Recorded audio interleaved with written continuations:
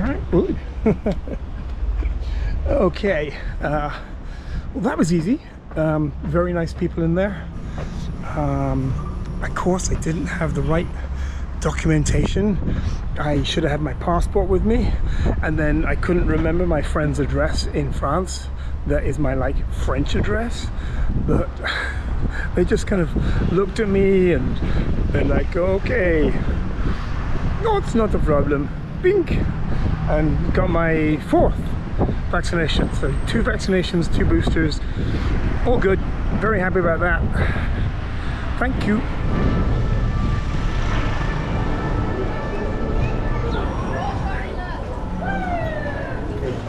Jesus, it's hot. So that was a nice gentleman in the free shop. Free isn't really free. It's 23 euros a month for 200 gigabyte. Back to the boat, I need a beer. 5.5 euros, bargain.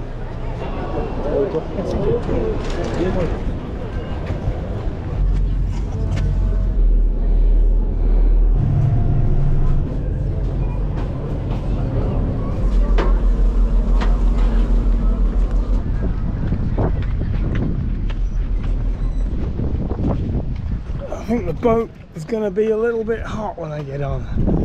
Oh well. So I'm going to go swimming. I bought some flippers today.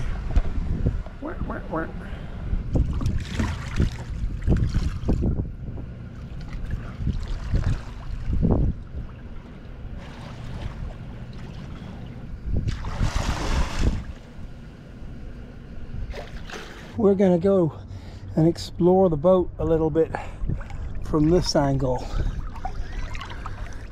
Kind of looks quite impressive. It's got a little bit of, I don't know, I'm not going to call it damage.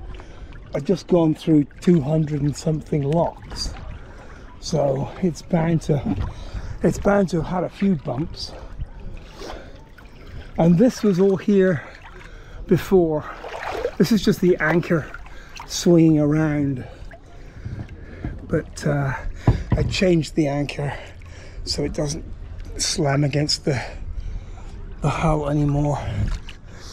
Thank you for your continued support, and maybe I'll see some of you on the boat one day.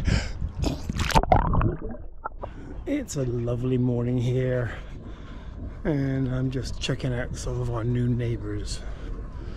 We have this rather lovely catamaran here. This is a lagoon, and we have this monster here. Check that out. Kind of like that little one. That one's quite impressive.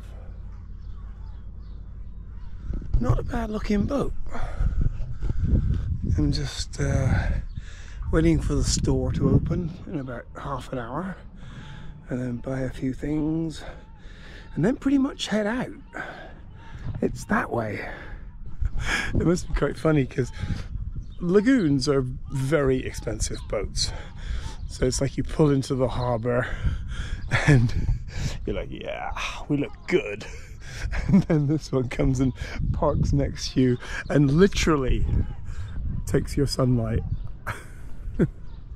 I do need to give my little boat a bit of a clean up before I leave.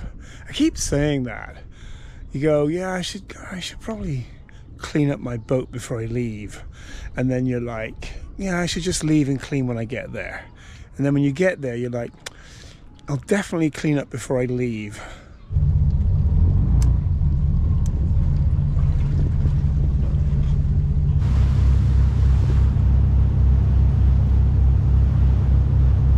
What I've done now is plug in a heading of 177 degrees, which I do here on the autopilot, and I have 8.3 kilometers to do in this direction.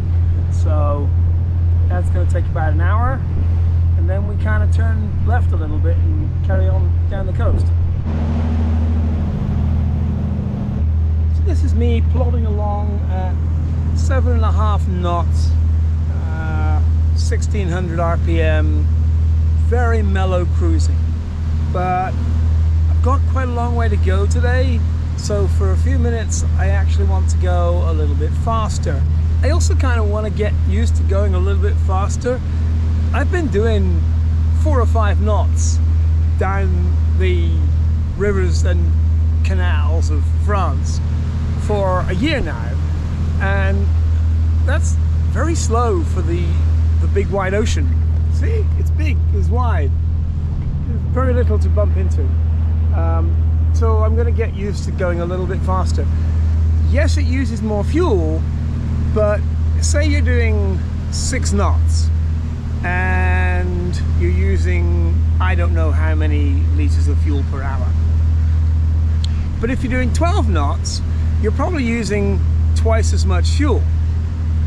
But you get there in half the time, so it really doesn't make that much difference.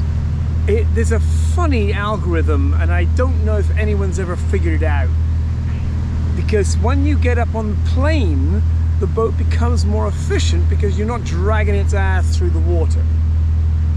However, there reaches a point at which the engines are, if they're doing 80% of their maximum thrust, they're using a lot of diesel. And everyone's got a slightly different answer for this, so I don't know what the answer is. But, and I'm not going to be able to test it because I don't have a fuel flow meter on the boat, and I honestly can't be bothered because whatever, it's going to take me a certain amount of fuel to get from A to B anyway. Who cares how much it is, as long as I get there safely. I'm not paying rent, and I'm actually living very frugally on the boat, which I like a lot because it means I can just do this for longer. I mean, a little bit of work would be good every now and again. If you've got any work, send it to me. But if you haven't, you don't need to worry too much about me either.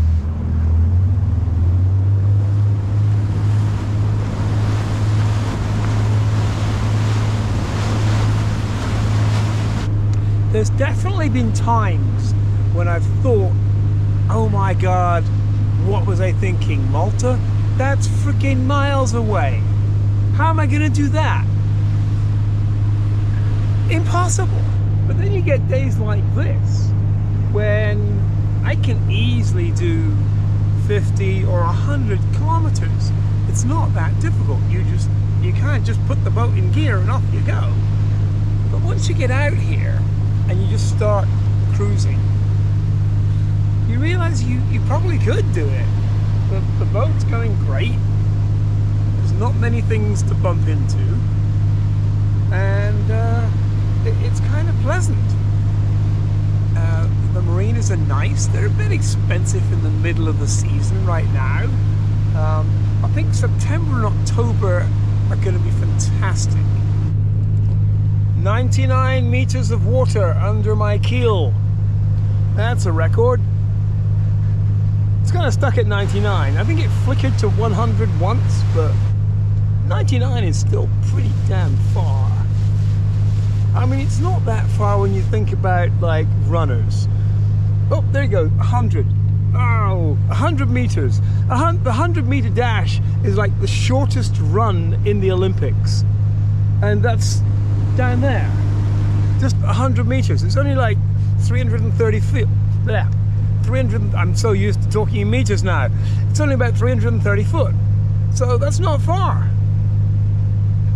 Feels far though. Feels big.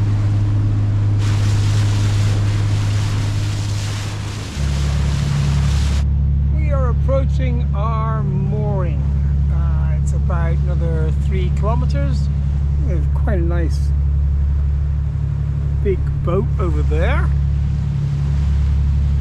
That's a very big boat. I just want to drop anchor and contemplate the rest of my day because I don't know if I want to stay here the night or if I want to go a little bit further, but I'll know more once I've had a think. I might have spotted a ground score, like a fender that's just fallen off. Looks like it. Let me see if I can hook it. I got it. Haha. Ground score. I don't know if you can see it, but there's different patches, and this looks like a good, like, clear patch to drop an anchor in. Okay, we're just going to go up front and see how the anchor has set, because it's so clear here. Right there, just past that dark patch. This is such a beautiful space. I might just stay here because, you know, right? That ain't too bad. I mean, I've got supplies to last for long enough. I've got good solar, batteries are all cool. Ooh. And the water's so clear. Someone's going for a swim. How come we can send people to Mars almost, but we can't stop freaking goggles from misting up? And don't tell me to fucking spit in them. It doesn't work. Yeah, sweet. Perfect, sir. Thank you. Have a good day. Cheers. Bye, cheers. Best service ever. Strawberry, it's the nicest one. A nice day. Cheers. I got a strawberry ice cream delivered. The boat was rocking all over the place, and I hear this like, wee, wee, wee, wee. And I'm like, what the fuck is that? And this guy's like, I have a strawberry ice cream for you.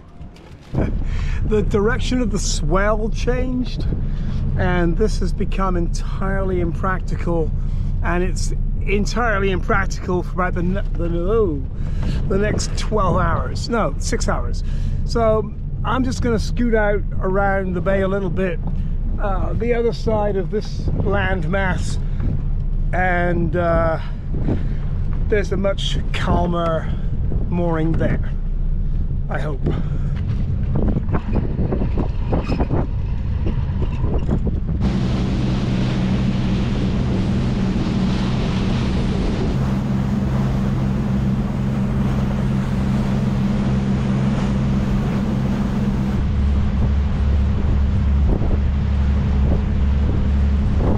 This seems like a far calmer mooring.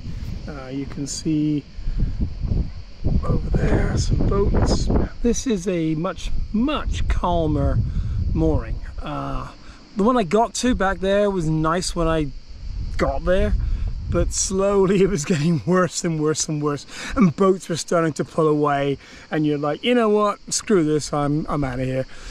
This one is about 10 kilometers further east, but quite beautiful, as you can see. All around there, some more boats. And this is a French app that actually shows you where it's okay to moor and where it's not okay to moor. You basically have to avoid the green stuff, which is actually a little bit further out to sea. That's seagrass, and they're just being very careful that too many boats don't screw up the seagrass. And I think I have a plan for the next 2 weeks maybe, because I love this area, the south of France, around the Saint-Tropez area. I came on holiday a few times here with my old girlfriend Nessa back in the 80s.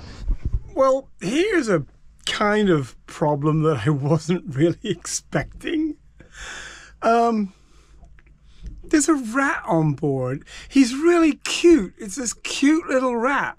I'm not scared of rats. I don't like rats, but I don't dislike rats.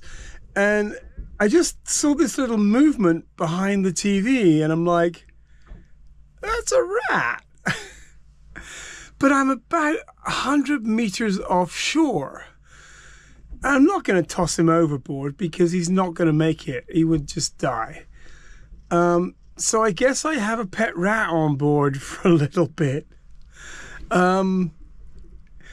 I mean, I'd kind of like to catch him, stick him in a box so he's not like running all over the boat. And I'll definitely shut my door tonight because I don't necessarily want to snuggle with a rat. But it's kind of funny. Maybe I should put some food out for him. That way he won't go digging for food in the rest of the boat. I think he just solved his own problem. He just jumped out the window. Didn't mean to say he jumped overboard, but he jumped out the window. I put some food out there, but I got a feeling he's going to jump overboard at some point. Maybe he won't. Maybe I'll go out and find him there tomorrow. But there's nothing much I can do apart from put food out for him. It's a cute little rat. He's not like scary. And he just sort of sat there and looked at me, and I'm like, hi. And he's like, good morning. It's about 7 o'clock. And I'm going to probably get underway fairly soon today. I might even get as far as Saint-Tropez. I'm not sure. That would be quite a trip. That's like about 100 kilometers, which is quite doable. If I start now and I just keep going, I'll be there. You can see there's a few more boats here, but I think it's very humid still. It's very sticky. I mean, it's 7 in the morning. It's not particularly hot, but it will be, and it's very humid.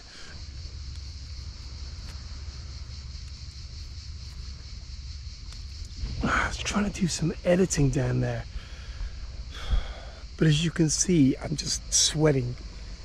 It's just too hot to do any work.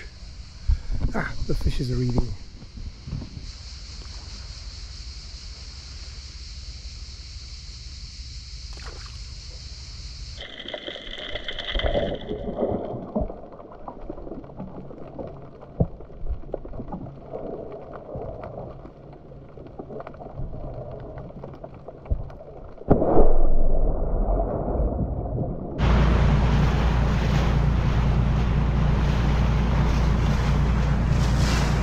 I was going to go around that side of the island, but there's a big swell and it's making the boat it's a mess.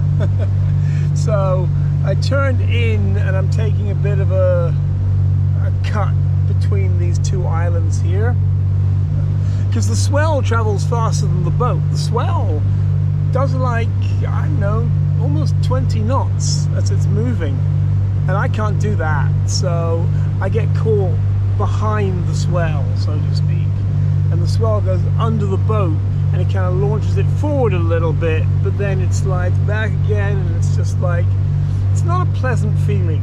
I mean, I'm not being seasick or anything like that, but it's just, I don't know if you can see what it does.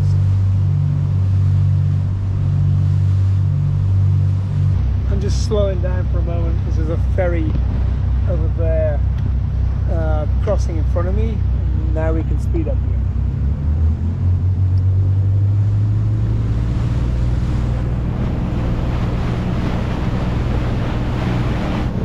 So what I did just there was what the boat that got caught in the wake near Marseille didn't do. In the ferry went across in front of me, causing a wake, so I turned so that I was crossing the wake perpendicular, because that way the boat handles it better. It doesn't bounce around quite as much because I just cut through the waves as opposed to getting tossed around by hitting them at a diagonal. Does that make sense? I always like to walk out the front of the boat, stand on the bow and just see where the anchor's at. And someone was wondering how close you can park to another boat, and my rule of thumb is you kind of look around and see how other boats are parked and then just duplicate that pattern.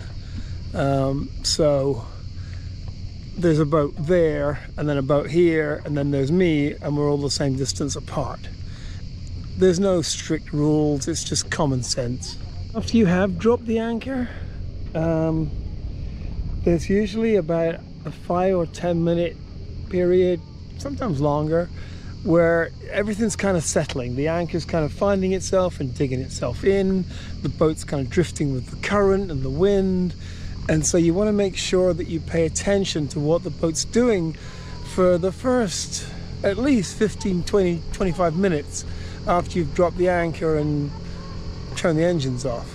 Because you might think, okay, we've got a good position for the anchor, but then you go downstairs and you make yourself a sandwich. When you come back up, you're like, oh shit. Trust but verify. Trust your anchor, but verify that you're not drifting. And there was a boat, hang on, let me sit down a second. Ugh. You can see all the little salt crystals glistening. Salty. There was a boat that I went past as I was coming across that bay, and I'm like, are they okay? Are they in trouble? Because it seemed like there was someone in the water and there was a lifebuoy out. So I slowed down and I got the binoculars out and I had a good look at them, but they were actually doing a man overboard drill, where they threw some man overboard and then someone else threw out a lifebuoy and then did a big circle around them. That just means the person can catch the flotation device at some point as opposed to like it drifting away somewhere. And I just waved at them and they waved back, but yeah, they were fine. But you have to do drills. I don't have anyone on board, so I can't really do that drill, but I kind of do it in my head, going, what would happen if I fell overboard right now? You know, I mean, of course it's not going to happen until it does. And you don't want to be that person, you know. Newbie British boater dies in tragic drowning circumstances in paradise. That would be bad. Do you like my hat? And these little anchorages are a bit strange because they're very social. Look, there's like probably 120 boats here, but no one talks to anyone else because what are you going to do, shout? That wouldn't work. So everyone gathers together and doesn't talk.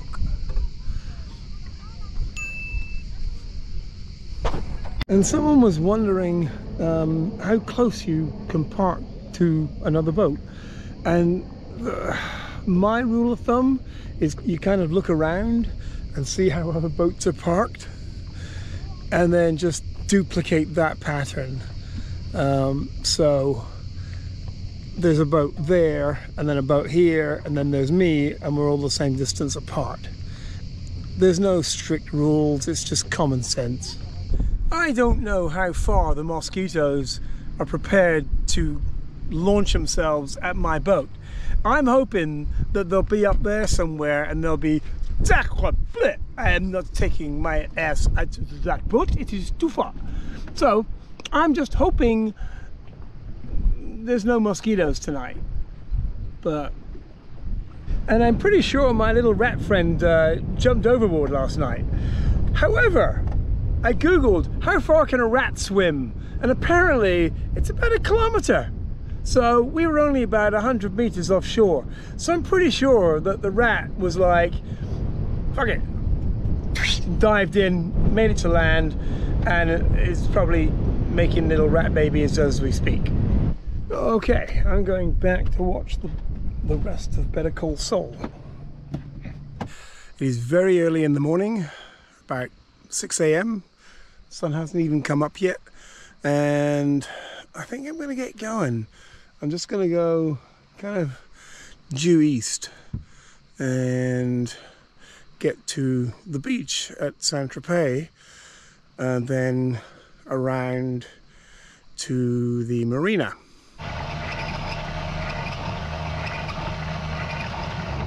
Okay, all my departure checks are done, and